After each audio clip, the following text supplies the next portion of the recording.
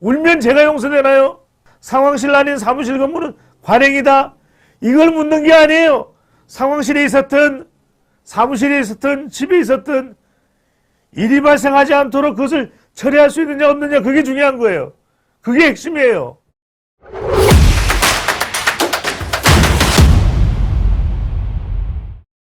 잘못이 무엇인지를 모르는 사람이 있습니다. 자, 이런 사람들이 있으면 윤석열 대통령의 국정 운영에도 더 큰 부담이 될 수밖에 없죠. 왜? 이번 이태원 참사에 가장 직접적이고 가장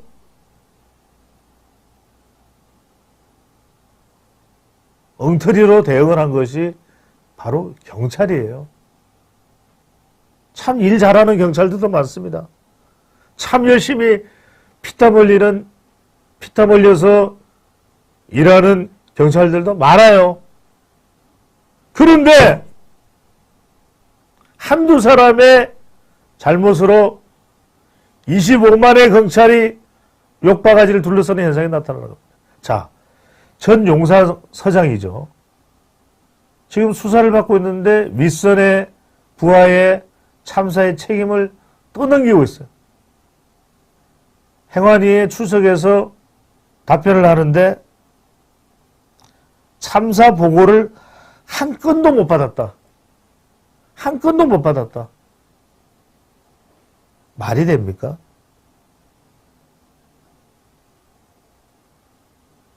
게다가 지금 석고대죄를 해도 모자랄 판에 지금 오른쪽에 있는 여성이 아마 여러분들도 좀 확인해 보실 필요가 있습니다. 류미진 바로 112 상황관리관이에요.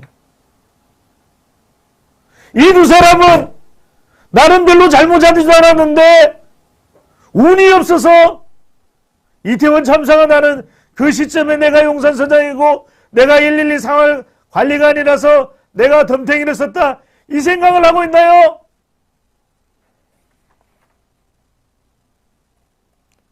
이임재 용산서장은 전 용산서장이에요. 기동대 배치를 요청했다. 서울청 실무자가 거부했다. 이게 말이 됩니까? 참사 보고를 한 건도 못 받아서 늦게 도착했는데 기동대 배치를 요청했고 서울청 실무자가 거부했다. 나는 잘못한 게 없다. 한 건도 보고받은 게 없다. 그래서 나는 이태원에 늦게 갈 수밖에 없었다. 서울지방경찰청에 기동대를 요청했다. 거절당했다. 그랬을 수 있겠죠. 이 말이 맞는 말일 수도 있겠죠. 하지만 조국 전 장관과 마찬가지로 또 말씀을 드립니다. 먼저 해야 될 일은 국민들에게 석고대죄를 합니다. 희생자들에게 석고대죄를 합니다. 그 말을 먼저 해야 되는 거 아닙니까? 지금 나오고 있는 여론조사로도 경찰에 가장 큰 책임이 있다. 또 이태원 참사에 대한 대응을 잘 못했다가 70%.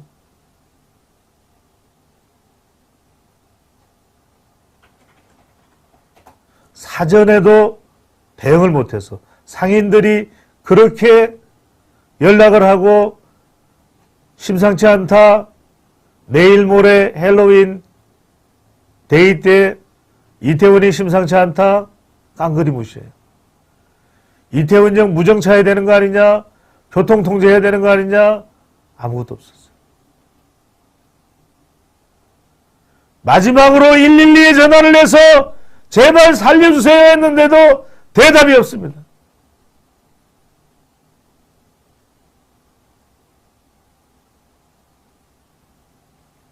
그렇다면 적어도 이런 상황이라면 변명을 할 것이 아니라 변명 이전에 본인이 억울한지 어떤지는 몰라도 형사적으로는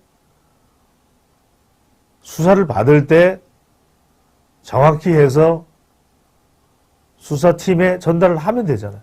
하지만 국회 행안위는 국민들을 대표해서 무엇이 잘못됐는지, 반성을 하고 있는지, 어떤 점이 잘못했다고 책임을 통감하고 있는지, 이걸 확인하는 거예요.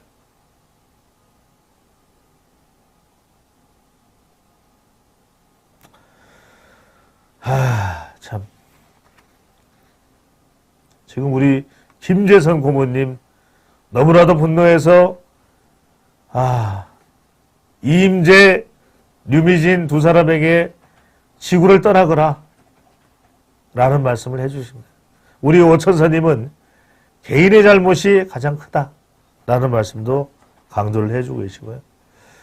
참 너무 답답합니다. 지금 112 상황관리관인 류미진 총경은 울먹이면서 헤드라인 올려주시죠. 상황실 아닌 사무실 근무는 관행이었다. 이 이야기를 또 하고 또 하고 또 합니다. 상황실 아닌 사무실 근무는 관행이었다. 여기까지는 봐준다 이거예요. 상황실이 중요한 게 아니고 사무실이 중요한 게 아니고 이런 비상연락이 있을 때는 그래도 작동하게 만들어야 되는 거죠. 상황실에 있었는지 사무실에 있는지 관심 없어요. 적어도 119 전화가 갔을 때는 상황에 대해서 제대로 관리되게 해야 되는 거예요. 그게 핵심이란 말이에요. 어떻게 경찰로서 경험이 많은 사람이 왜 울먹이긴 울먹여요? 울면 제가 용서되나요? 했던 이야기 또 하고 또 하고 상황실 아닌 사무실 근무는 관행이다.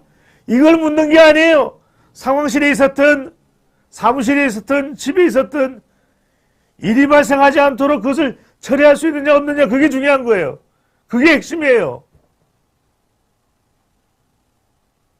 그럼 반도체에 불량이 없도록 이재용 회장이 삼성 평택 공장에 하루 종일 있어야 돼요? 그 이야기를 묻는 게 아니잖아요.